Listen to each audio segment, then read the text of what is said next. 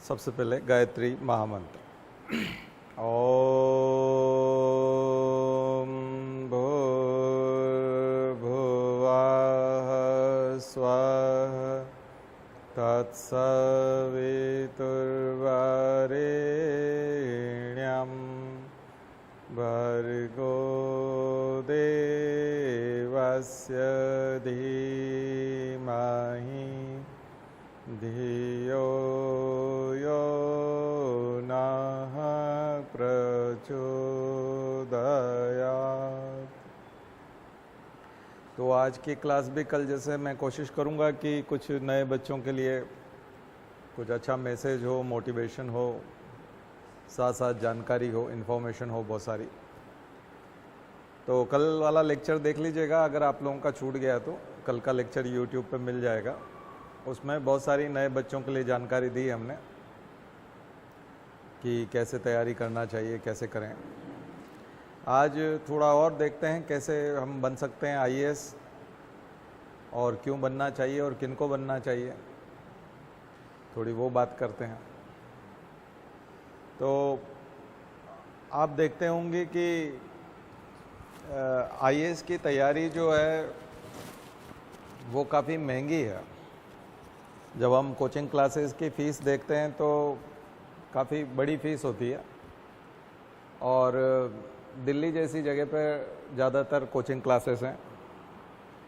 देश की लगभग 80% कोचिंग क्लास जो है वो दिल्ली में है, 80%, और वहाँ पर रहना और खाना और ये सब करके अच्छा खासा महंगा हो जाता है। हम भी पेड क्लास चलाते हैं, काफ़ी लंबे समय से चलती है, 29वां साल चल रहा है।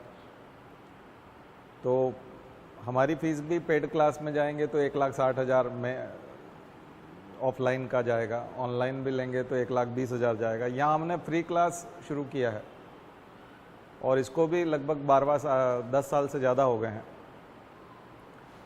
तो ये फ्री क्लास किन लोगों के लिए है, क्यों है? देखिए, ऐसा है कि सिविल सर्विसेज की तैयारी जो वाकई में जिन लोगों को करनी चाहिए और जिन लोगों को ज़रूरत है, वो लोग हैं मिडिल क्लास और लोअर मिडिल क्लास वाले। खास करके लोअर क्लास वाले भी कर सकते हैं, मनाही नहीं है उसमें, लेकिन वो कंपटीशन में टिक नहीं पाते, मीडियम के कारण भी नहीं टिक पाते। चाहे वो हिंदी मीडियम हो चाहे इंग्लिश मीडियम हो, उसमें क्वालिटी नहीं होती, लिखने की क्वालिटी नहीं होती। ये परीक्षा का जो मेरिट बनता है वो वाकई में लिखने से बनता है, मेंस से बनता है। तो मेंस में जितने ज़्यादा मार्क्स होंगे लिखने वाले में, रिटर्न वाले में, तो रिटर्न परीक्षा में जितने ज़्यादा मार्क्स होंगे उससे आपकी मेरिट बनेगी, और उससे ही शुरुआत में अगर आप 150 लोगों में आ पाए, 100 लोगों में आ पाए, तो जनरल में आईएएस मिलता है। ओबीसी के लिए शुरू के 250 लोग भी होंगे तब भी आईएएस मिल जाएगा। शुरू के 400 लोगों में होंगे तो एससी में आईएएस मिल जाएगा। शुरू के 600 750 लोगों में होंगे तो एसटी में आईएएस मिल जाएगा। तो अलग अलग कैटेगरी में आपको 1000 लोगों की जो लगभग लिस्ट होती है, 1000 की लिस्ट आती है 1100 की, उसमें आपको वो रैंक लेके आना पड़ता है, और वो रैंक जो है वो मेंस के मार्क्स से आती है। और मेंस के मार्क्स तब आएंगे जब आप लिखना जानते हैं, और लिखना आप स्कूल कॉलेज में कभी भी 80-90% नहीं लाए हैं तो इसका मतलब है कि आपको प्रॉपर लिखना तो आता नहीं है, नहीं तो 80-90% आ जाते। तो जो लोग 80-90% लाते हैं उन्हें तो थोड़ा बहुत लिखना आता है, लेकिन जो 60% लाते हैं, 50% लाते हैं, क्या वो आईएएस नहीं बन सकते? वो भी बन सकते हैं, लेकिन उन्हें सीखना होगा कि आखिर 80-90% लाना नहीं सीखना है, आईएएस में कैसे लिखना है ये सीखना होगा कि आईएएस में लिखने की डिमांड क्या है, जो रिटर्न एग्ज़ाम है उसकी डिमांड क्या है, वो क्या चाहता है आपसे। वो जब आप सीख लेंगे तो होगा। खास करके मिडिल क्लास अपनी स्थिति को बदलना चाहता है, lower middle class, lower class. Upper class के बहुत कम लोग जो है वो सिविल सर्विसेज की तैयारी करते हैं, बहुत कम लोग, क्योंकि अपर क्लास में आने वाले अधिकांश लोगों के पास, अपर क्लास हम बोलते ही इनकम के आधार पर हैं, पैसे के आधार पर हैं, यानी उनके पास पैसा बहुत है। बहुत ज़्यादा पैसे वाले लोग यदि आईएएस की तैयारी करेंगे तो निश्चित रूप से 99% लोग करप्ट होंगे, क्योंकि वो करप्शन के बल के कारण आ रहे हैं, क्योंकि उनको कोई जो है स्थिति नहीं बदलना है अपनी, क्योंकि स्थिति तो बहुत अच्छी है उनकी ऑलरेडी। वो लोग जो है कभी भी व्यवस्था परिवर्तन के लिए नहीं आएंगे, वो चाहेंगे कि जैसे व्यवस्था है वो चलती रहे, जैसे लोग हों वैसे होता रहे, जिस तरह का टैक्स चल रहा है वो टैक्स चलता रहे। सुपर रिच टैक्स की बात वो कभी नहीं करेंगे, गरीबों के उत्थान की, गरीबों के पॉवर्टी को हटाने की बात, इरेडिकेशन की बात कभी नहीं करेंगे। लोगों को बहुत सारी सुविधाएं मिल जाए ऐसी चीज़ के लिए वो कभी संघर्ष नहीं करेंगे। बहुत कम लोग होते हैं अपर क्लास में जो राजा राम मोहन राय की तरह होंगे, जो गांधी की तरह होंगे। गांधी भी एक तरह से कलेक्टर के लड़के थे, राजकोट के दीवान के, उसके बावजूद उन्होंने देश के लिए, क्योंकि अफ्रीका में जा कर के उनके ऊपर जब अत्याचार हुए, उनके खुद के ऊपर जब रंगभेद के कारण जब उनको संघर्ष करना पड़ा तो वो सत्याग्रह को समझ पाए, और सत्याग्रह के प्रयोग जो उन्होंने अफ्रीका में किए वो भारत में दोहराए, वो समझते थे उस चीज़ को। तो ऐसे लोग जो हैं जिनके ऊपर बीता है, जिनके ऊपर संकट आए हैं, जो आर्थिक स्थिति से जूझ रहे हैं, कमजोरी में हैं, ऐसे लोग अपनी स्थिति को बदलना चाहते हैं, और ऐसे लोग आईएएस की तैयारी में बहुत सफल होते हैं। खास करके जिनने बहुत कुछ सहा है और अब वो चाहते हैं कि ऐसा किसी दूसरे को सहन ना करना पड़े, मेरे जैसा किसी दूसरे को पीड़ा ना पहुँचे, मैं ऐसा नहीं होने दूंगा। ऐसे लोग आईएएस की तैयारी में क्या चीज़ होगा, उसके लिए ये जो पीड़ा है और ये जो दुख है और ये जो कष्ट उसने सहन किए हैं, ये उसके लिए सुबह उठने के लिए अलार्म का काम करेगा। उसके अंदर आलस्य का प्रवेश नहीं होने देगा, क्योंकि इसके लिए कड़ी मेहनत की ज़रूरत तो पड़ती है। कड़ी मेहनत की ज़रूरत मतलब आप कहेंगे कि तो हार्ड वर्क हुआ, नहीं। अगर आप स्मार्ट वर्क के साथ भी करेंगे तो भी कड़ी मेहनत तो करनी ही होगी। कोई कहे कि हम एक अच्छे गाइडेंस में काम करेंगे, बहुत अच्छे टीचर हैं हमारे पास, तो इस कोचिंग में आने के बाद क्या फ़ायदा होगा कि आपका जो कड़ी मेहनत है, वो जो 12 घंटे की कड़ी मेहनत है, वो 8 घंटे की कड़ी मेहनत में काम हो जाएगा। वो हार्ड वर्क आपको केवल 8 घंटे ही करना पड़ेगा। हो सकता है आप अकेले किसी चीज़ के लिए जूझ रहे हो तो 12 घंटे भी कम पड़ जाएं। तो ये कोचिंग क्लास आपके लिए इतना तो मदद कर ही देती है कि आपकी कड़ी मेहनत की टाइम को कम कर देगी, फिर आप आराम से स्मार्ट वर्क करते हुए काम कर सकते हैं। आपको पहले ही दिन बता दिया जाएगा कि क्या चीज़ पढ़ना है और क्या चीज़ नहीं पढ़ना है। किसी भी टॉपिक के शुरुआत में हम बहुत सारी चीज़ें बता देते हैं। मटेरियल कौन सा यूज़ करना है, कौन सा नहीं करना है। मार्केट में इतना सारा मटेरियल है, और जब हम लोग तैयारी कर रहे थे 95-96 में शुरू किया था, तो उस समय में जब हम कोचिंग चलाते थे, शुरुआत की थी और ये सब चीज़ें की थी, तो उस समय में मटेरियल नहीं हुआ करता था, स्पेशली हिंदी में तो बिल्कुल भी नहीं था। तो दुविधा नहीं थी, जो था उसी को पढ़ना था। अब इतना सारा मटेरियल है कि ये भी एक समस्या है कि मटेरियल को चूज़ कैसे करेंगे। तो इसलिए गाइडेंस और ज़्यादा लगेगा, और YouTube पे इतने ज़्यादा वीडियो हैं, तो कौन सा वीडियो देखें, कौन सा वीडियो नहीं देखें, कौन सा वीडियो आपको भ्रमित कर देगा, आपको गलत रास्ते पे ले चला जाएगा। हो सकता है उस वीडियो के चक्कर में आप कभी आईएएस ना बन पाए। तो जैसे आप किसी से रास्ता पूछ रहे हैं चौराहे पे, और रास्ता थोड़ा सा अजीब है, एकदम से सीधा सीधा नहीं कि राइट लेफ्ट करते हुए पहुंच जाएंगे, तो फिर अनुभवी आदमी जिसने वहाँ तक जाके देखा हुआ है, वो आपको बहुत अच्छे से बता पाएगा, वो बहुत अच्छे से गाइड कर पाएगा। और हम तो आपके साथ चल रहे हैं आपकी सफलता में, हम तो आपको साथ वहाँ तक छोड़ने के लिए चल रहे हैं, केवल चौराहे पे खड़े होकर के रास्ता नहीं बता रहे।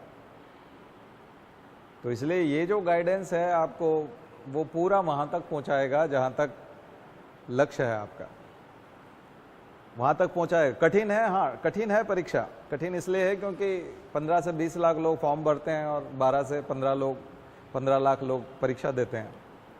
उसमें से फाइनल जो मेरिट लिस्ट बनेगी वो 1000 लोगों की बनेगी। 3000 लोग इंटरव्यू में जाएंगे, 15 गुना लोग मेंस देंगे। तो 1000 की अगर सिलेक्शन होना है तो 15,000 लोग मेंस देंगे, लिखित परीक्षा होगी, रिटर्न। और फिर उन 15,000 में से 3,000 इंटरव्यू के लिए बुलाए जाएंगे, 2.5 से 3,000, और वो उनमें से 1,000 लोगों की लिस्ट बनेगी। और अभी मैंने बताया कि शुरू के 150 में आए तो जनरल में आईएएस मिलेगा, शुरू के 300 में आए तो ओबीसी में मिलेगा, शुरू के 400 में आए तो एससी में मिलेगा, शुरू के 500-600 में 750 तक भी होंगे तो एसटी में आईएएस मिल जाएगा। ऐसे ही आईपीएस उसके पीछे खिसकेगा स्लॉट, शुरू के 200 में होंगे तो आईपीएस मिलेगा जनरल को, तो ये ऐसे खिसकेगा। क्योंकि आप कहेंगे कि नहीं 75 लोगों को मिलता है जनरल के, लेकिन 25 लोग वहाँ पर ओबीसी एससी एसटी के होंगे शुरू के 100 में, तो वो कंपटीशन को 100 तक ले जाएंगे। ठीक है, वो कहेंगे नहीं वो तो जनरल नहीं, और कई बार वो अपना कैडर के लिए और उसके लिए वो फिर अलग कहानी है, वो फिर कभी समझाएंगे आपको। कैडर एलोकेशन भी होगा, सर्विस एलोकेशन भी होगा, 2 जगह पर रिजर्वेशन यूज होता है। कई बार आदमी कैडर एलोकेशन के लिए अपना रिजर्वेशन देता है, जबकि आया वो जनरल में। ओबीसी का व्यक्ति कोई जनरल में सेलेक्ट हो गया है तो अभी वो जनरल में नहीं बना रहता, उसको एक ऑप्शन दिया जाता है कि जनरल से आपको आईपीएस मिल रहा है, और यदि आप ओबीसी यूज करेंगे तो आईएएस हो जाएंगे। बोलो क्या करोगे? तो वो बोलता नहीं मुझे ओबीसी यूज करना है क्योंकि मैं आईएएस हो जाऊंगा। ठीक इसी तरह से आईएएस हो गया तो उसको कहेंगे कि अब तुम जनरल में रहोगे तो कर्नाटका जाना पड़ेगा, मध्य प्रदेश के रहने वाले हो, ओबीसी यूज करते हो तो मध्य प्रदेश दे देंगे, तो वो ओबीसी यूज कर लेता है। तो केवल सिलेक्शन में ही ओबीसी नहीं होता रैंकिंग में, वहाँ सर्विस एलोकेशन में और कैडर एलोकेशन में भी बार्गेनिंग होती है एक तरह से, और उसको रिजर्वेशन वाले को रिजर्वेशन में ही रखा जाता है, जनरल नहीं होने दिया जाता। इसलिए जनरल की सीटें बढ़ जाती है, मतलब जितनी है उतनी रहती है। जनरल की कोई सीटें नहीं है, जनरल का मतलब जनरल है, अनरिजर्व्ड, अनारक्षित। थोड़ा सा क्या होता है कि जो अपर कास्ट है वो अपने आप को जनरल में मानती है और बोलती है कि ये हमारा है, दरअसल वो उसका नहीं है, वो जनरल कोच होता है, उसमें कोई भी चढ़ सकता है। जनरल कोच में अगर किसी ने रिजर्वेशन करा रखा है एसी में, और अगर वो जनरल कोच में चढ़ना चाहता है उसी टिकट पे, तो चढ़ सकता है, उसको रोक नहीं सकते। ट्रेन में आप ये नहीं कह सकते कि तुम उधर जाओ तुम्हारा एसी में है, जनरल है ना, वो जनरल है। उल्टा मान लेते हैं कि जनरल का रिजर्वेशन है, ये 50% सीटें, तो वो तो फिर 11% पॉपुलेशन है देश की, तो उसको अगर 50% अगर दे देंगे तो रिजर्वेशन तो फिर उल्टा हो गया। किसका हो गया? जनरल का रिजर्वेशन हो गया, क्योंकि ओबीसी तो 52% है, उसका 27% रिजर्वेशन है। इसीलिए तो जाति जनगणना की बात उठती है ना, कास्ट सेंसस की बात क्यों उठती है कि जितना रिजर्वेशन है उतना ही होना चाहिए जितनी पॉपुलेशन है। एससी की पॉपुलेशन 15% है, 15% रिजर्वेशन है। 7.5% एसटी की पॉपुलेशन है, 7.5% रिजर्वेशन है। ओबीसी मांग रहा है अपने अकॉर्डिंग टू पॉपुलेशन, तो वो एक अलग मसला है, वो रिजर्वेशन का झगड़ा है, वो एक अलग चीज है। लेकिन यहाँ जनरल का मतलब ओपन है, ओपन सीट, अनरिजर्व्ड, अनारक्षित। ठीक है, तो ये वाला भी समझना जरूरी है, तो इसमें कोई इतना वो घबराने की जरूरत नहीं है। तो फिर कठिन है क्या? हाँ कठिन तो है, क्योंकि इतने सारे लाखों लोगों में से इतने से लोग सेलेक्ट होंगे, उसमें भी रैंक अच्छा आएगा तो फिर मिलेगा। तो फिर कौन निकाल पाएगा? वो निकाल पाएगा जो अपना ज्यादा से ज्यादा, मैंने पहले भी आप लोगों को बताया कि आपके पास आईएएस की परीक्षा निकालने के लिए 2 प्रकार के रिसोर्सेज हैं। 2 प्रकार के रिसोर्सेज हैं जो आपके खुद के हैं। ह्यूमन रिसोर्सेज बोलते हैं हम जनरली उनको, मानव संसाधन। और मानव संसाधन में जो सबसे बड़ा संसाधन है वो है समय। आपके पास समय है, टाइम। समय आपके पास बड़ा लिमिटेड है, 24 आवर्स सभी को मिले हुए हैं। यही कंपटीशन है कि सभी के पास 24 घंटे हैं। कंपटीशन इसी बात में है कि 24 घंटे से ज़्यादा नहीं है, और 24 घंटा अगर बीत जाता है तो एक दिन हो जाता है, आप एक दिन आगे बढ़ जाते हैं, आपकी उम्र में एक दिन आगे बढ़ जाता है। अब आपको उसको यूटिलाइज करना है, वो रिसोर्सेज है उसको यूटिलाइज करना है, समय को यूटिलाइज करना है खास करके। और कौन लोग यूटिलाइज कर पाएंगे समय को? किसको ज्यादा सोने की इच्छा नहीं होगी, किसको ज्यादा पढ़ने की इच्छा होगी और किसका पढ़ने में मन लगेगा? जो अपनी स्थिति को बदलना चाहता है, आज का जो स्टेटस है उसको वो बदलना चाहता है। आज की स्थिति में वो नहीं रहना चाहता। आज के दिन उसको दिक्कत आती है खाना खाने की, आज के दिन दिक्कत आती है उसको रहने की, आज के दिन दिक्कत आती है उसके छोटे भाई बहन पढ़ नहीं पा रहे हैं ठीक से, कि अच्छे स्कूल में नहीं है। जो व्यक्ति इन परिस्थितियों को देखता है, बहुत नज़दीकी से देखता है, इसलिए अपर कास्ट में भी वो लोग जो गरीब छूट गए हैं, कास्ट भले ऊंची हो गई उनकी जाति, सामाजिक इस तौर पे जो है उनकी जाति को ऊंचा मान लिया गया कि उनकी जाति ऊंची है, लेकिन स्थिति खराब है। उनकी माँ को ज़्यादा काम करना पड़ता है, उनके पिता को ज़्यादा काम करना पड़ता है। ऐसे लोगों के अंदर एक टीस होती है, अंदर से एक पीड़ा होती है, और वो उस स्थिति को बदलना चाहते हैं कि अब ऐसा नहीं होगा। वो लोग जल्दी बनते हैं। तो आईएएस कौन जल्दी बनते हैं? आईएएस वो लोग जल्दी बनते हैं जो अंदर एक पीड़ा लेके बैठे हैं, एक कष्ट लेके बैठे हैं। आखिरी में बैठा करो, बाद में आते हो ना, बाद में वहां बैठा करो, इधर ना बैठा करो, उधर बैठा करो। हाँ, ले लो चेयर, बाद में आते हो इसलिए। ठीक है? तो कष्ट, पीड़ा, ये आदमी को अलार्म का काम करती है। उसके अंदर एक जिद पैदा होती है, जिसको सामान्य भाषा में हम लोग जुनून कहते हैं। और वो जुनून जिसके अंदर होता है, वो इस काम को बहुत जल्दी कर पाता है, बहुत कठिन चीजों को बहुत आसान शब्दों में समझ पाता है, आसान शब्दों में पिरो पाता है और लिख पाता है। उसको बहुत जल्दी समझ में आता है कि मुझे करना क्या है स्थिति बदलने के लिए। जो आराम में है, बहुत सेटिस्फेक्शन है जिसके पास में, जो संतोषी है, उसके पास सब कुछ है, उसको ये सब इतनी आसानी से समझ में नहीं आता। वो स्टेटस को बना के रखना चाहता है, और वो है उसका, उसको कोई दिक्कत नहीं है, उसको छटपटाहट नहीं है। तो ये छटपटाहट और जुनून जो है, ये आपको जल्दी बनाता है। और ये नहीं है तो फिर आदमी मक्कारी करता है, लापरवाही करता है। क्या कहा जा रहा है उसको सुनने में भी उसको दिक्कत आती है। तो ये चीज दिमाग में रखिए कि आईएएस की परीक्षा कठिन उन लोगों के लिए है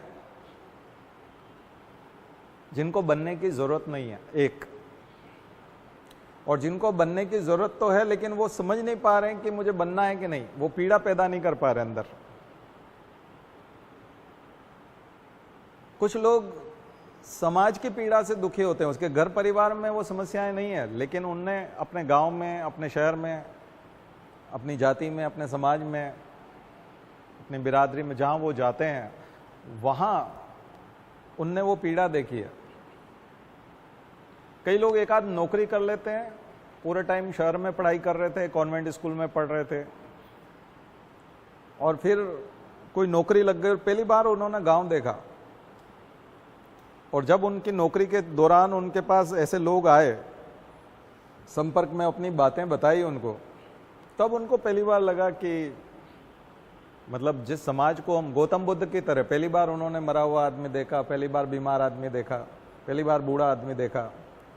तो पूरी जिंदगी निकल गई, कष्ट कठिनाइयों से कभी ज्यादा सामना नहीं हुआ, लेकिन जब वहां जाकर के पहली बार ये सब चीजें देखी, तब उनको लगा कि मुझे ये कष्ट दूर करने हैं। एक वो लोग भी बहुत जल्दी बन जाते हैं।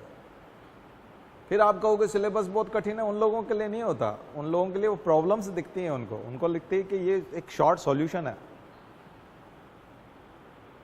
ये छोटा सा एक सॉल्यूशन है, बहुत सरल तरीका है, शॉर्टकट है ये, और इससे हम वो सारी चीजें एक साथ सॉल्व कर पाएंगे। तो हमारे जितने आप लेक्चर्स देखेंगे, जिसमें हम मॉनेटरी पॉलिसी बता रहे हैं, जिसमें हम बजट बता रहे हैं, किसी में क्या बता रहे हैं, पॉलिटी की क्लासेस है, ढेरों क्लासेस है, पूरा मॉडर्न हिस्ट्री है, मिडिवल है, एंशियंट है, ये सारी चीजें जो है, ये कौन लोग भूल जाते हैं। मान लीजिए डॉक्टर ने कहा कि ये मेडिसिन आपको लेके आनी है, नहीं तो इनकी डेथ हो जाएगी। अब आप मेडिसिन का नाम नहीं बोलने वाले, क्योंकि आपको डेथ को रोकना है। ऐसा नहीं होगा कि आप मेडिकल पे गए और भूल गए कि वो डॉक्टर ने क्या बोला था, क्योंकि वहां कोई मरने वाला है। इतनी कठिन परिस्थिति यदि आप अपने दिमाग में पैदा करते हैं तो ये परीक्षा चुटकियों का काम है। पर इस परीक्षा की कुछ खामियां हैं। इस परीक्षा के पैटर्न को कुछ कोचिंग क्लासेस पकड़ लेती हैं, इसलिए यूपीएससी बार बार पैटर्न चेंज करता है। यूपीएससी के इस पैटर्न को कुछ कोचिंग क्लासेस कॉपी कर लेती हैं, पकड़ लेती हैं, और वहाँ जो मोटी फीस चुकाते हैं 2 लाख 2.5 लाख, ऐसे लोगों को ये जो टिप्स हैं वो कोचिंग क्लास वाले दे देते हैं,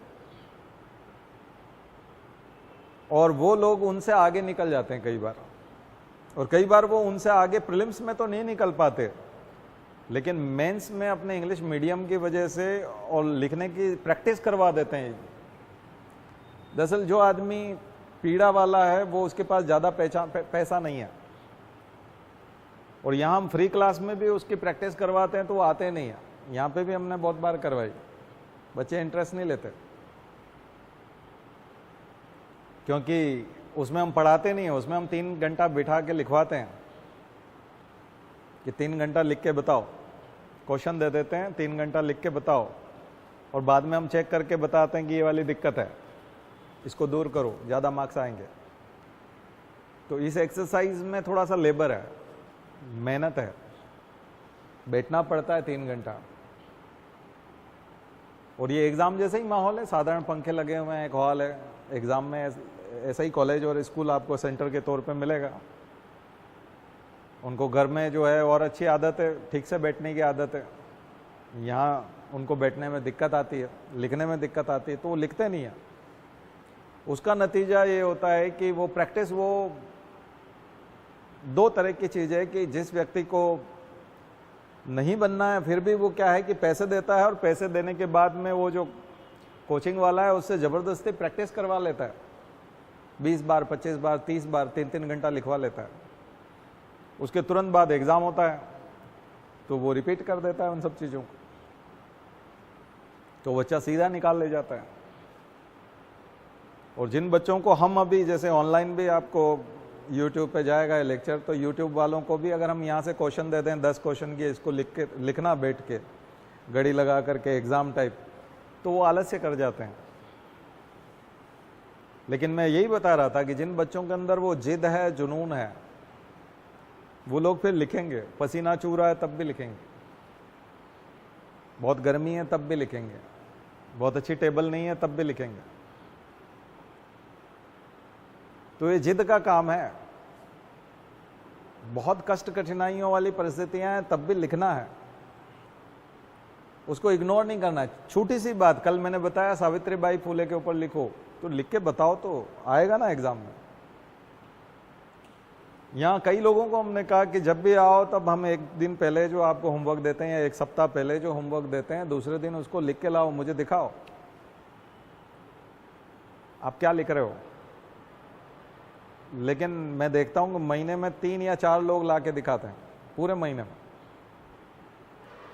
पहले जब हमारी क्लास आखिरी तक होती थी, 500 बच्चे बैठते थे, तब कम से कम 25-30 लोग दिखा देते थे। 500-600 में से 25-30 बच्चे दिखाते थे, वहाँ आखिरी तक क्लास होती थी। आप पुराने फोटोग्राफ देखेंगे तो मिलेंगे,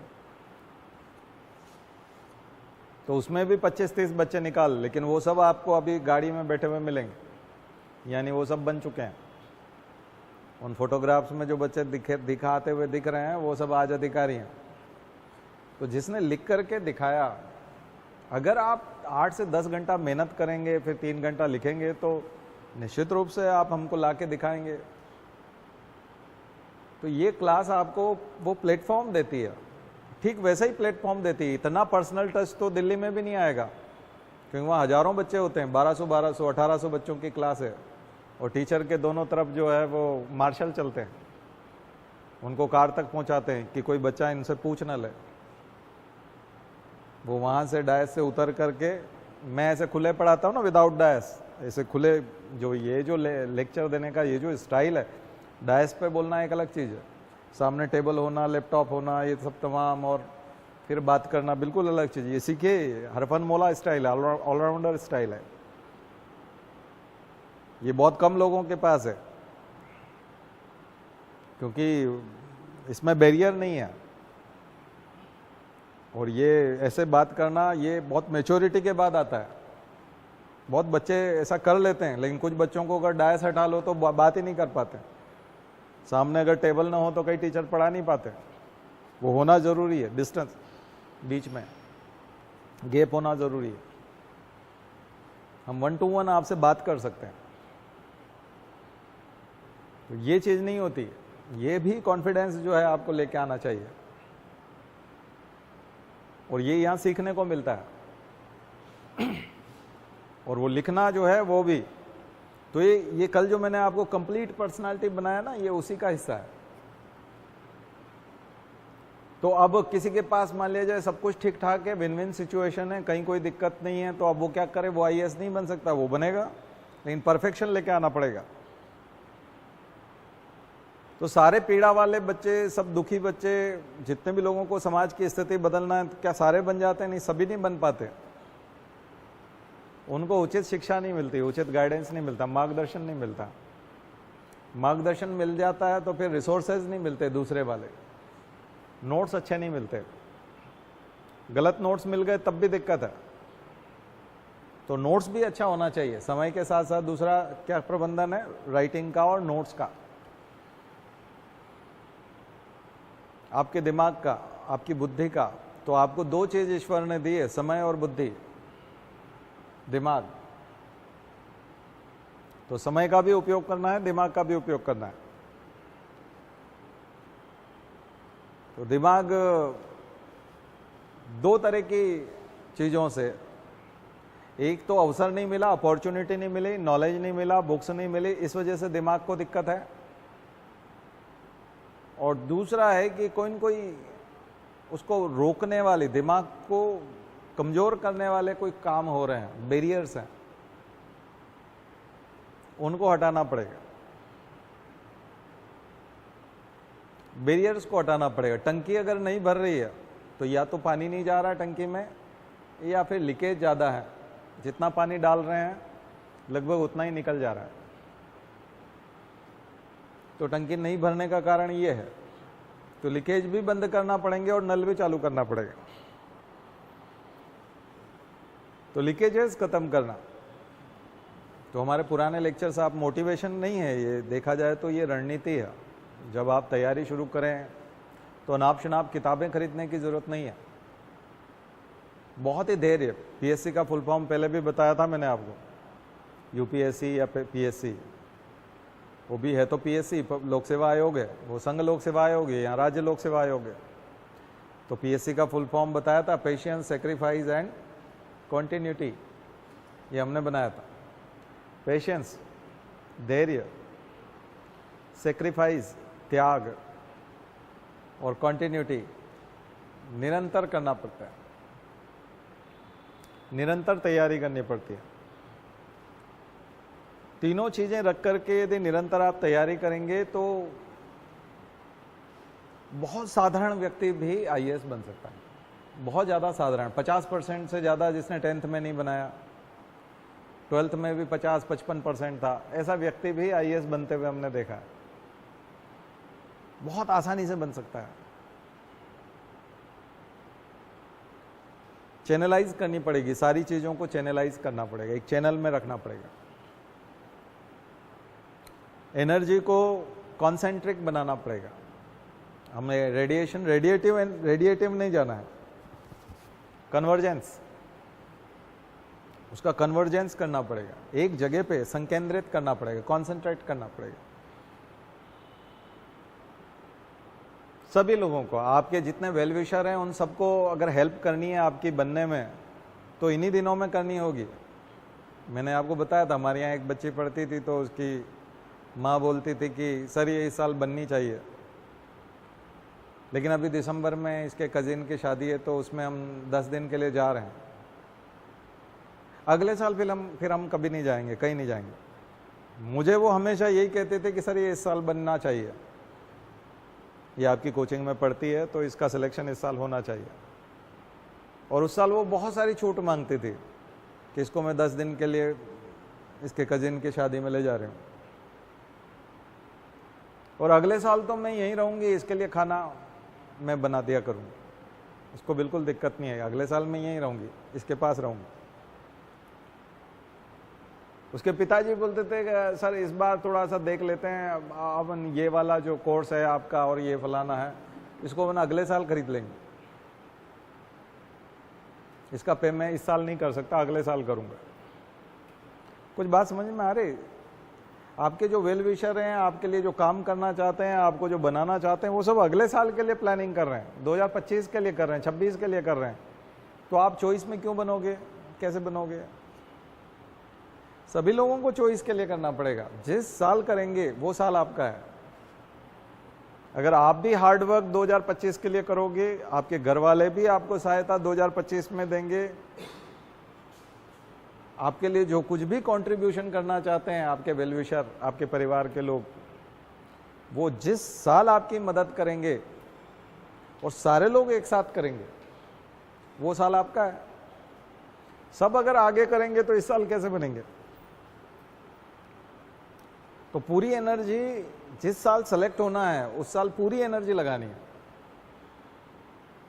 तो ये कैसे आएगा? तो मैंने बताया था आपको, कल भी बताया था कि टेस्ट में यदि 35 आ रहे हैं तो भी टाइम लगेगा, टेस्ट में 40 आ रहे हैं तो भी टाइम लगेगा, टेस्ट में यदि 55 आने लगे हैं क्वेश्चंस, 55 क्वेश्चन सही होने लगे हैं आपके 100 में से, इसका मतलब है कि सिलेक्शन बहुत नजदीक है। अब भिड़ जाओ, अब डू और डाई का समय आ गया। अभी आपके 35 आ रहे हैं, 100 में से 35 क्वेश्चन से ज्यादा नहीं होते हैं, 2-3 साल लगेंगे। ये टेस्ट है, इतनी आसानी से क्वेश्चंस नहीं बढ़ते, मेहनत लगती है उसमें। मैंने बताया था कि पिछली जिंदगी कैसी है, कल वाला लेक्चर देखिएगा, पिछली वाली जिंदगी कैसी है उस पर डिपेंड करेगा। बहुत ही सफाचट बात बोल रहा हूं मैं, बिल्कुल साफ साफ, उसमें कोई मिलावट नहीं है, कोई झंझट नहीं है।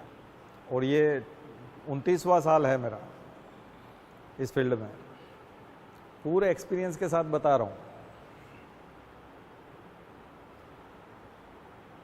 और एक बार आपने तैयारी शुरू कर दी और बहुत अच्छे से तैयारी शुरू कर दी, अब 2 साल लगे चाहे 3 साल लगे, अब आपको सिलेक्शन चाहिए, सिलेक्शन होना चाहिए। इसमें हजारों लाखों लोग जो है तैयारी को छोड़ देते हैं, इस स्थिति में पहुंच करके छोड़ देते हैं, 2 साल बाद 3 साल बाद छोड़ देते हैं। बिल्कुल पकने वाली फसल है, वो भाग जाते हैं, भाग खड़े होते हैं। तो सारा एफर्ट लगा देना है आखिरी में, वो साल आपका है। अगर आपने एफर्ट बचा के रखे हैं आगे के लिए तो फिर आगे आएगा रिजल्ट, अभी नहीं आएगा। जिस साल आप पूरा एफर्ट लगाएंगे उस साल सिलेक्शन होगा। तो तैयारी शुरू करें। तैयारी तो बच्चे 9th में भी शुरू कर देते हैं, हमारे यहाँ बच्चे हैं 9th में 10th में, ऐसे बच्चे हैं जो ग्रेजुएशन वालों के बराबर मार्क्स लाते हैं, 55-60 उनके अभी आते हैं 9th में 10th में, 55-60 क्वेश्चन ठीक करते हैं वो, अभी तो 9th में है 10th में। उनको केवल 21 साल का होना है, वो IAS हो जाएंगे। जिस दिन वो 21 साल के होंगे IAS हो जाएंगे। तो ऐसा थोड़ी कि इंडिया में टैलेंट की कमी है, केवल वो 21 साल का वेट कर रहे हैं, तैयारी का वेट ही नहीं कर रहे, तैयारी हो चुकी है उनकी। ऐसे बच्चे हैं हमारे पास, उनकी तैयारी हो चुकी है, उन्हें सिर्फ 21 साल का होना है। कोई आपका वेट नहीं करेगा कि आप मतलब जब तक नहीं होगे तब तक IAS नहीं बनाएंगे किसी को, ऐसा नहीं है। आपको होना है तो हो जाइए, नहीं होना है मत होइए। उनको मिल रहे हैं बच्चे, हर साल मिल रहे हैं, हर साल 100 बच्चे 1000 की लिस्ट में ऐसे होते हैं जो पहली बार में 21 साल की उम्र से 22 साल 21-22 में निकाल ले जाते हैं और फर्स्ट अटेम्प्ट में निकालते हैं। 100 बच्चे हर साल होते हैं। इसका मतलब वो जब 20 के थे तब भी तैयार थे, 19 के थे तब भी तैयार थे। ऐसे ढेरों बच्चे हैं जिनकी हैंडराइटिंग ग्रेजुएशन वालों से शानदार है, स्पीड बहुत तेज है, अभी 8th में पढ़ते हैं और स्पीड पूरी ग्रेजुएट वालों से भी ज़्यादा है लिखने की, और समझ में भी सब आता है, डिटेल पूरा डीप में समझ में आता है, ऐसा लगता है पूरी दुनिया घूमी हुई है। तो आपका कंपटीशन उनसे है, इसलिए जितना लेट होंगे वैसे बच्चे और आएंगे। अभी हो सकता है 100 बच्चे फर्स्ट अटेम्प्ट में निकालते हों, आगे जाके 200, 250, 300 बच्चे फर्स्ट अटेम्प्ट में निकालेंगे तो वो सब आपको बाहर करेंगे। तो जितना लेट होंगे उतना कंपटीशन बढ़ता जाएगा, नए बच्चे आ रहे हैं, नॉलेज पूल हर साल तैयार होता है, बहुत बड़ा नॉलेज पूल है। मीडियम कोई हर्डल नहीं है, ध्यान रखिए, मैंने मीडियम के ऊपर अलग से लेक्चर दिया हुआ है, तो मीडियम वाला लेक्चर जाकर देख लीजिए। मीडियम कोई भी हर्डल नहीं है, मीडियम तो आप 6 महीने में चेंज कर दोगे, उसी में पढ़ना बोलना लिखना शुरू करोगे, 6 महीने बाद वही मीडियम हो जाएगा, कोई बड़ी चीज़ नहीं है। हिंदी में रखोगे, हिंदी की क्वालिटी बढ़ानी पड़ेगी और बढ़ जाएगी। कंपटीशन बड़ा है, एग्ज़ाम टफ है, लोग बहुत हैं, संघर्ष मजबूत है, लेकिन मैंने आपको बताया कि आपके रिसोर्सेज आपके साथ हैं, और रिसोर्सेज का अगर आपने अच्छे से मैनेजमेंट किया तो आप क्रॉस कर जाओगे। रिसोर्सेज को लीकेज में जाने दिया तो आप रह जाओगे, फिर नहीं बन सकते। तो जिन भी लोगों के लिए बनना महत्वपूर्ण है वो लोग ध्यान रखिए, अपना ख्याल रखिए, और सिलेबस को पूजा की तरह लीजिए, इष्ट की तरह लीजिए, भगवान के प्रति भक्ति की तरह लीजिए, वो सिलेबस नहीं है। मैं तो जब पूजा पाठ करता था 1 घंटा का बचपन से ही करता हूँ, गायत्री उपासना, लेकिन जब एग्ज़ाम होती थी खास करके मेंस में और ऐसे में, तो मेरा सिलेबस लगा रहता था, भगवान भी बीच में रहते थे लेकिन चारों तरफ सिलेबस लगा रहता था। 1 घंटे की पूजा में पूरा सिलेबस याद होना चाहिए। सिलेबस आपका लक्ष्य है, वही मछली की आंख की तरह। सिलेबस देख करके, जैसे आप कहीं जा रहे हैं और आप स्पीडोमीटर भी नहीं देखते गाड़ी का, और साइड में जो माइलस्टोन होते हैं उनको भी नहीं देखते हैं कि कितना किलोमीटर चल रही है और कितना किलोमीटर जाना है, वो भी नहीं देखते, और स्पीड का मीटर भी नहीं देखते, तो फिर आप कैसे चल रहे हैं? आइडिया नहीं लगेगा ना कि कितना किलोमीटर और जाना है, और अब 50 की स्पीड से चलें या 60 की स्पीड से चलें या 70-80 से चलें। और बाद में घड़ी भी देखना होगी अपनी कि अभी कितना बज गया और कितनी बजे पहुंचना है, और किलोमीटर कितना बचा है, और मेरी स्पीड कितनी है। 3 चीज़ें, समय कितना हुआ है, तो हमारी उम्र कितनी हो गई है, और स्पीड कितनी है, हमारी तैयारी की स्पीड कितनी है। तो ये चेक करने का सबसे बेस्ट तरीका है प्रीलिम्स के लिए टेस्ट पेपर, क्वेश्चन 100 में से कितने क्वेश्चन ठीक कर रहे हो। मेंस में लिख करके हमको बताओ कि हम मेंस निकालने लायक हुए कि नहीं, हम बता देंगे आप कि इस साल मेंस नहीं निकलेगा, इसमें बहुत गलतियां, इसको सबको ठीक करना पड़ेगा। एक एक गलती दुरुस्त करते हैं हम यहाँ पे। देखिए, फ्री का क्लास बोलते हैं, लेकिन फ्री जैसा कुछ नहीं है, हम भेदभाव नहीं कर सकते, टीचर कभी भी भेदभाव नहीं कर सकता। लता मंगेशकर को आप लाल किले पे गवा दो चाहे स्टूडियो में गवा दो, लता मंगेशकर एक जैसा ही गाएगी। वो ये नहीं कह सकती कि लाल किले पे चूंकि सरकार के लिए गाना है तो हम थोड़ा घटिया गाएं, ऐसा नहीं होता, ठीक है। वहाँ स्टूडियो में चूंकि पैसे मिलेंगे तो हम अच्छा गाएंगे, ऐसा नहीं होता। अच्छा बुरा नहीं होता, मुझे जो आता है, मुझे जो गाइडेंस देना है, मैं वैसा ही गाइडेंस मेरी पेड क्लास में भी दूंगा, वैसा ही गाइडेंस फ्री क्लास में भी दूंगा। वहाँ अगर कोई बच्चा मुझे ला के बताएगा कि ये मैंने लिखा है, इसमें बताइए मैं मेंस दे पाऊँगा कि नहीं या निकाल पाऊँगा कि नहीं, और यहाँ अगर कोई दिखाएगा तो मैं दोनों को अलग अलग गाइड नहीं कर सकता। यहाँ पे भी मैं वही बात कहूँगा कि इसमें निकल जाएगा या नहीं निकलेगा। यहाँ पे भी आपने देखा कुछ लोगों को हम शाबाशी देते हैं, कुछ लोगों को समझाते हैं नहीं ये बिल्कुल भी ठीक नहीं है, अगली बार ठीक करके लेके आओ, यहाँ बताते हैं ना। तो दोनों चीज़ यहाँ पे भी होती है, वही चीज़ वहाँ पे भी होती है। बस यही है कि लोगों की मानसिकता ये है कि ये फ्री क्लास है, इसलिए वो आदेशों का या हमारे निर्देशों का पालन वैसे नहीं करते। अगर यहाँ पे भी कोई एकलव्य की तरह हो जाए, यहाँ पे भी कोई निष्ठा पैदा कर ले आरुणि जैसी, यहाँ पर भी कोई विवेकानंद की तरह समर्पित हो जाए, तो फिर देखिए रिजल्ट कैसे नहीं आता। जो कहा जा रहा है वो करे तो सही, जो बताया जा रहा है उसका पालन करे, होमवर्क करके लेके आए, दिखाए, सिलेक्शन नहीं होने का कारण हमारे यहाँ आर्टिकल वो जो एक लिखा है यहाँ कहीं होगा, असफलता केवल यह सिद्ध करती है कि सफलता का प्रयास ठीक से नहीं हुआ, बस बात खत्म। असफलता है इसका मतलब सफलता का प्रयास ठीक से नहीं हुआ, तभी असफलता है। सफलता का प्रयास अगर ठीक ठीक किया गया होता तो सफल होते। तो कमी कहाँ है? कमी गाइडेंस को फॉलो करने में। आप फॉलो कीजिए उसको, यहीं से बन जाएंगे। और यहां से नहीं बनेंगे फिर कहीं से भी नहीं बन पाएंगे, ये भी बता दें, क्योंकि यहां एक अद्भुत शक्ति है, आध्यात्मिक शक्ति। आध्यात्मिक शक्ति का मतलब कोई देवी देवता नहीं होता, ध्यान रखिए। आध्यात्मिक शक्ति होती है आत्मचेतना, आत्म जागरण, यानी खुद को पहचानना, वो शक्ति है। यहाँ आपको खुद को पहचानने की कला यहाँ सिखाई जा रही है, खुद को जानने की, खुद को समझने की, और वो यहाँ से मिलती है। आत्म जागरण होता है। कई लोग गायत्री परिवार को और ये जो पूरा शक्तिपीठ है इसको धार्मिक संस्थान मान लेते हैं कि ये धार्मिक जगह है।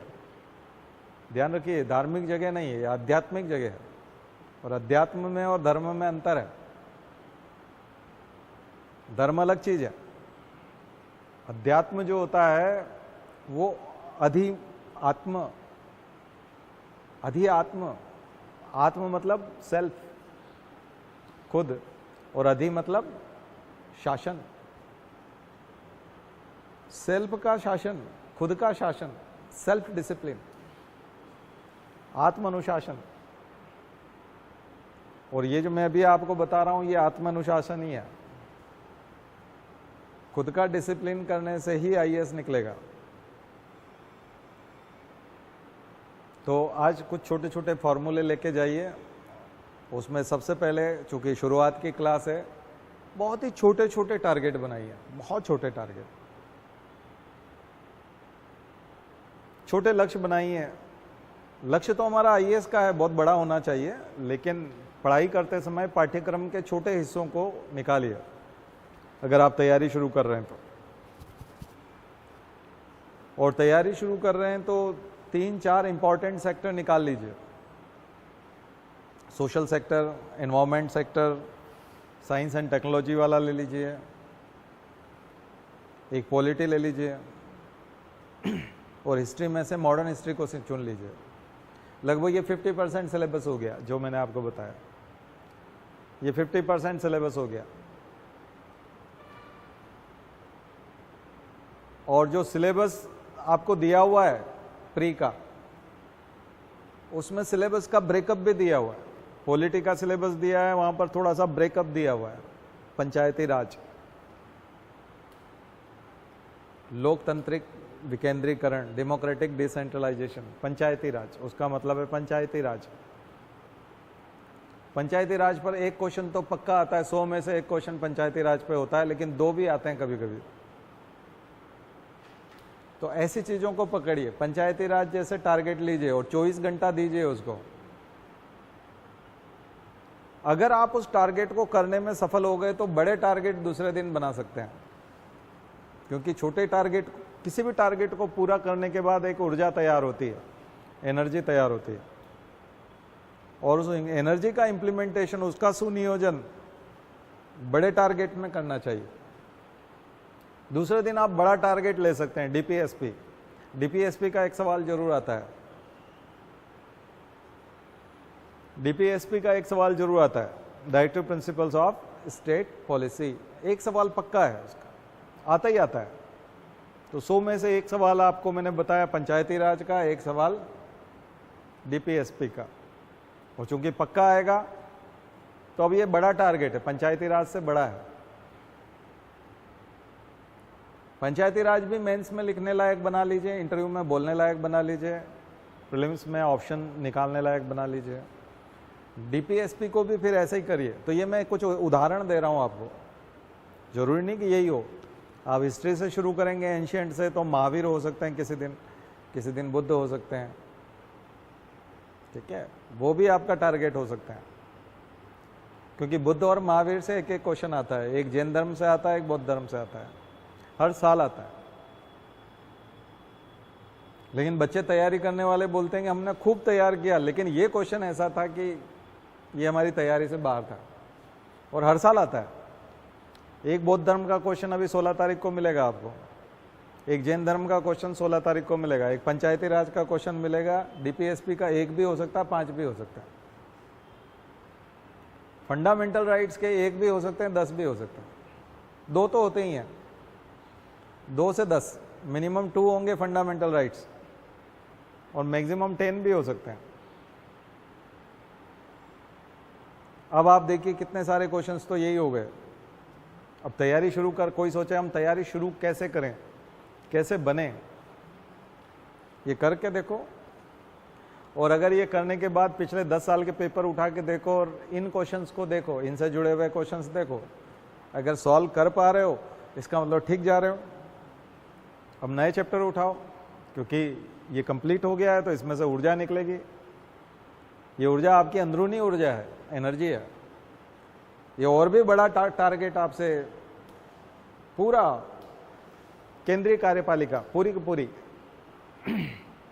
संघीय कार्यपालिका, यूनियन एग्जीक्यूटिव पूरा ले सकते हो एक साथ।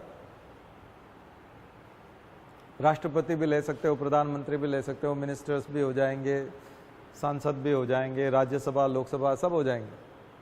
लेके देखो 3 दिन का टारगेट बनाओ, बड़ा बड़ा टारगेट हो गया। ये कंप्लीट करना होंगे, लेकिन ये सारे कंप्लीशन के बाद में एक बहुत बड़ा हर्डल है। ये जो आप सफलता प्राप्त करोगे, जो भी रटाई करोगे, जो भी अंडरस्टैंडिंग पैदा करोगे और टेस्ट देके देखोगे, ये 15 दिन टिकेगा। 15 दिन बाद 60% से ज्यादा साफ हो जाएगा। आज आप पूरा 150 वर्ड लिख पा रहे हो राइट टू लाइफ पे, article 21 right to life with dignity. तो right to life with dignity आपने 150 वर्ड लिख लिया, 15 दिन बाद ये गायब हो जाएगा। अब 50 वर्ड ही लिख पाओगे, 100 वर्ड जो और लिखोगे अदर, वो बकवास होगा। फालतू बातें लिख रहे हो आप, बकवास करने लगे। इसका मतलब क्वालिटी मेंटेन करने के लिए रिवीजन, 15 दिन पहले पहले रिवाइज करके उसको पक्का करो, 2 महीने बाद फिर रिवीजन करके पक्का करो, 6 महीने बाद फिर रिवीजन करके पक्का करो। परीक्षा से 15 दिन पहले फिर रिवीजन करना पड़ेगा। तो 4 रिवीजन लगेंगे एग्जाम तक, और मेंस तक 6, प्रीलिम्स के एग्जाम तक 4 रिवीजन और मेंस के एग्जाम तक 6 रिवीजन। इंटरव्यू के लिए टेंशन नहीं है। इंटरव्यू के लिए उसका करंट अफेयर शुरू होगा कि इस साल राइट टू लाइफ के लिए सुप्रीम कोर्ट ने क्या बोला, वो याद रखने की जरूरत है। यानी न्यूज़पेपर काम आएंगे, आर्टिकल्स काम आएंगे। तब तो आर्टिकल पढ़ के भी काम हो जाएगा, क्योंकि रिकॉल हो जाएगा कि आर्टिकल 21 मैंने पढ़ा है, तो उसके आर्टिकल पढ़ने कौन से, न्यूज़पेपर के। तो कुछ नए बच्चों, मैं क्या अपने फ्लो में पढ़ा रहा था इकोनॉमी इतने दिन में, अभी भी आज भी खींच सकता था, आगे का ख़त्म कर देता। फिस्कल पॉलिसी पे थे हम लोग, मैं अभी भी लेक्चर वही दे सकता था। लेकिन मैं चाहता हूँ कि नए बच्चे जो हैं, अभी मैंने बहुत समय तक नए बच्चों के लिए कुछ नहीं बोला, यूट्यूब पे भी नहीं बोला। तो कई लोगों को ऐसा लगता है कि आईएएस कौन बने, कैसे बने, तैयारी कैसे शुरू करें, कहाँ से शुरू करें। बहुत ज़्यादा किताबें इकट्ठी नहीं करना। इन टॉपिक्स को जो मैंने बताया, इसको पढ़ना शुरू कर रहे हो तो उससे जुड़ी हुई किताबें इकट्ठी करनी है। बहुत सारी किताबें आपकी टेक्स्ट बुक की तरह, रेफरेंस बुक्स की तरह रहेंगी, जिनको पढ़ना नहीं है, आपके पास रखना है। रटने की ज़रूरत नहीं है। जब भी दिक्कत आएगी तो उन किताबों में जाके देखोगे, जैसे कि लक्ष्मीकांत। पॉलिटिकली हमारा नोट्स बहुत शानदार है, हमारा नोट्स पढ़ा जा सकता है, बहुत ही अच्छा नोट्स है। मैं खुद इम्प्रेस हूँ उससे। 2006-7 में, 2005 में बनाना शुरू किया था, 7-8 के आसपास कंप्लीट हुआ था।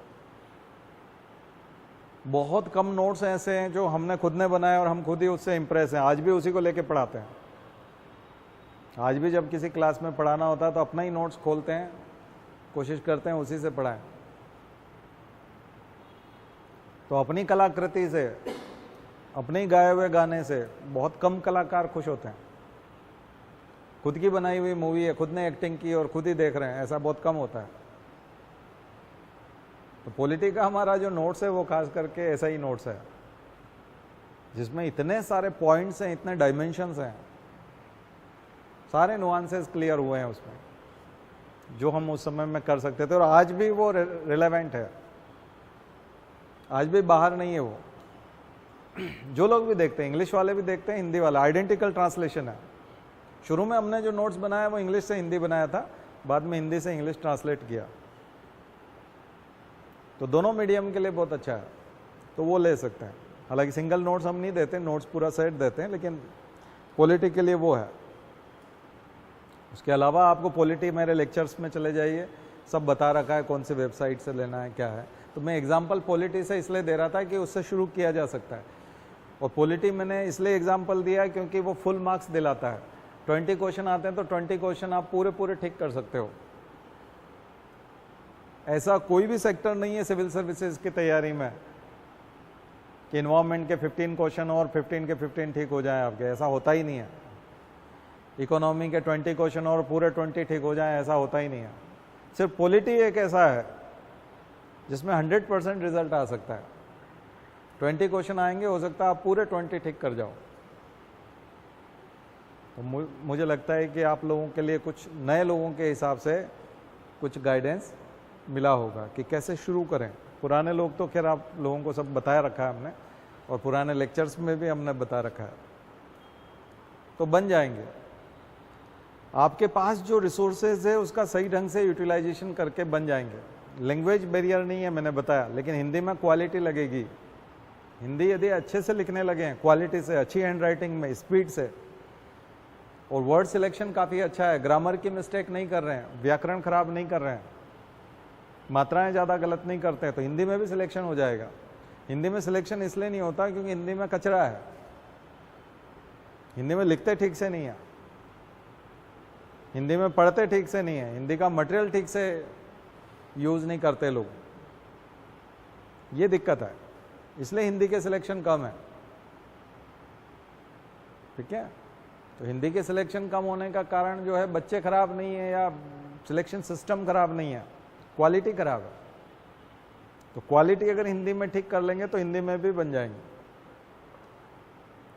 और थोड़ी क्वालिटी खराब रहती है तो इंग्लिश में आसानी से बन जाते हैं, क्वालिटी खराब होने पर भी। लेकिन एकदम खराब क्वालिटी तो इंग्लिश में भी नहीं बन पाएगी,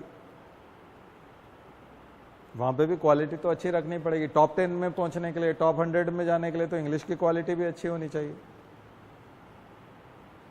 तो इसलिए मीडियम बहुत ज़्यादा बैरियर नहीं है, ये बनाया हुआ है, ख़त्म हो जाएगा थोड़े समय में, आप कर सकते हैं। मटेरियल के लिए हमारे पुराने लेक्चर पीछे जाकर के देखिए, हर टॉपिक के साथ में कुछ ना कुछ मटेरियल बताया हुआ है, बुक्स बताई हुई है, रेफरेंस बुक्स बताई हुई हैं, उनको लीजिए। और शुरुआत करनी पड़ेगी। मैंने ढेरों लोग देखे हैं शुरू नहीं करते, ख़त्म होने का इंतज़ार करते हैं। अगर आपको, मैंने कई बार बोला है कि जैसे एग्जाम्पल दिया है कि भोपाल से इंदौर जाना है, तो भोपाल से आपको निकलना होगा। जब एक बार आप निकलते हैं, अच्छा आप कभी पार्क में घूमने जाएं और घर पे छत पे घूमने जाएं, दोनों में क्या डिफरेंस है? छत पर यदि घूमने जाएंगे तो आप बहुत जल्दी थक जाएंगे और कम घूमेंगे। पार्क में यदि आप कभी घूमने गए और पार्क यदि 4 किलोमीटर लंबा है और एक बार आप वहां गए तो अब गेट पर आने में 4 किलोमीटर फिर लगेगा। आप वहां रह तो सकते नहीं पार्क में, आप सुबह 7 बजे घुसे थे और पौने 8 बजे तक आप 4 किलोमीटर चले गए, अब आपको वापस आने में 8:30 बजेंगे, क्योंकि जितना गए हैं उतना चल के आना होगा गेट तक, क्योंकि आपकी बाइक इधर खड़ी है, आपकी कार इधर खड़ी है, तो आपको आना तो है कार तक, बाइक तक। इसलिए पार्क में घूमने से लोग जल्दी दुबले होते हैं, जल्दी हेल्थ ठीक होती है और ज़्यादा वेट कम होता है और काफ़ी हेल्दी महसूस करते हैं। केवल हवा वाला मामला नहीं है, कंपल्शन। तो एक बार यदि आप घुस गए और निकले तो फिर वहां से फिर लौट के आएंगे तो वहां तक पहुंचने में, इसलिए आप यदि भोपाल से निकल गए तो इंदौर पहुंच ही जाएंगे। तो ये जो मैंने आपको शुरू करने के लिए कहा है, शुरू कीजिए, खत्म अपने आप हो जाएगा। हमारे यहाँ जब तैयारी करने के लिए बहुत सारे लोग पूछने आते हैं कोचिंग क्लास में, पेड कोचिंग में, वहाँ पर जब हम पढ़ा रहे हैं, जहाँ फीस वाली क्लास है, तो बहुत सारे लोग गेट पर ही निराश हो जाते हैं। मतलब वो गेट पे हमसे पूरा जानना चाहते हैं, खटखटाया उन्होंने, कोई है, जैसे ही हम जाते हैं, क्योंकि हमारे यहाँ कोई रिसेप्शनिस्ट वगैरह नहीं रखा हुआ हमने, तो हम जब जाते हैं तो आप ये बता दीजिए, यूँ बता दीजिए। उनको लगता है कि ये कुछ ऐसा बोल दें, ऐसा बता दें कि हम सीढ़ी उतरें तब IAS हो जाएं। तो मतलब बहुत ज़्यादा एक्सपेक्टेशन है, बहुत ज़्यादा एक्सपेक्टेशन, और निराश भी एकदम हो जाते हैं। मतलब इन्होंने कुछ ऐसा बताया नहीं, अब हम हो ही नहीं सकते। इतना आसान नहीं है, इतना आसान नहीं है कि एकदम से कोई आप IAS हो जाएंगे। मेहनत लगेगी, टारगेट फिक्स करना पड़ेगा और उस टारगेट के पीछे भागना पड़ेगा। और एक एक चीज मैंने बताया ना, छोटे छोटे टारगेट, छोटे छोटे लक्ष्य, वो पूरे करिए, उनकी ऊर्जा का अगले बड़े लक्ष्य को पूरा करने में यूज कीजिए। देखिए आपका सारा टारगेट पूरा होता है कि नहीं, और विश्वास रखना पड़ेगा। अगर आपको लगता है कि आप कर सकते हैं तो फिर आप कर सकते हैं, कोई नहीं रोक सकता आपको। और आपको खुद को नहीं लगता तो फिर कभी नहीं कर सकते। कोई दूसरा मोटिवेशन करके आपको नहीं करवा पाएगा, ध्यान रखिए। खुद को लगाना पड़ेगा, खुद को महसूस होना चाहिए कि आप कर लेंगे, उसमें ये लेक्चर आपकी मदद करेगा। इसको एक बार और देखिएगा चाहे तो YouTube पे, तो आपको आइडिया लगेगा और अच्छे से कि हम कहना क्या चाहते थे। मुझे नहीं लगता है कि इससे ज़्यादा अच्छा प्रारंभिक लेक्चर हो सकता है। शुरुआत इससे कीजिए, ठीक है, नए लोगों के लिए। बाकी तो मैं अपने फ्लो में लेक्चर देता तो हो सकता है आप में से कई बार मैं देखता हूँ बच्चे आते हैं फिर दूसरी लेक्चर में आते नहीं हैं, कुछ बच्चे गायब हो जाते हैं। तो इसलिए मैंने थोड़ा देखा कि बच्चे बने रहें, उसके लिए मैंने ऐसा लेक्चर दिया, क्योंकि मैं अपने फ्लो में बोलूँगा तो फिर वो ऊपर से जाएगा। क्योंकि नए बच्चे भी बैठे रहते हैं, पुराने भी बैठे रहते हैं, तो उनका तो सिलेबस ठीक ठीक चल रहा है। नए वालों का उनको लगता है ये क्या है, बम्बार्डमेंट हो गया एकदम से, ये क्या नॉलेज, वो बम्बारी हो जाती ना, तो वो नहीं समझ में आता। चलिए, जिनको और अच्छा नॉलेज वाला लेक्चर चाहिए पुराने लेक्चर देखिए। शांति पाठ। ओम द्यौ शांति अंतरिक्ष ग्वम शांति पृथ्वी शांतिरापः शांतिरौषधयः शांति वनस्पतयः शांतिर्विश्वे देवाः शांतिर्ब्रह्म शांतिः सर्वगुण शांतिः शांतिरेव शांतिः सामा शांतिरेधि।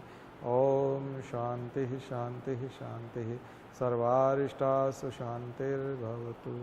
बोले गायत्री माता की, परम पूज्य गुरुदेव की, परम वन्या माता जी की। हम सुधरेंगे, हम बदलेंगे, एक बनेंगे।